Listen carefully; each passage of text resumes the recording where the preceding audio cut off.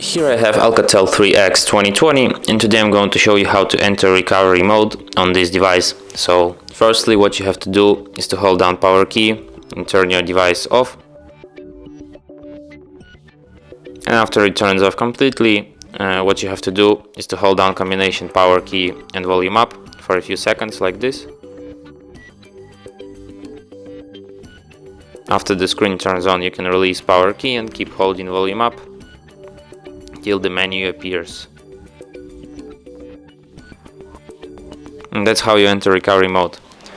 Using volume keys you can navigate through the recovery mode, and using power key you can select options.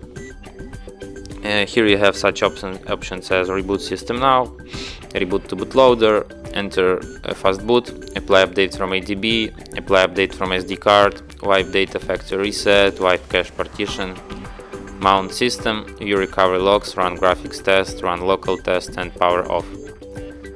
If you want to exit recovery mode, just select the first option, reboot system now, and your device will be restarted.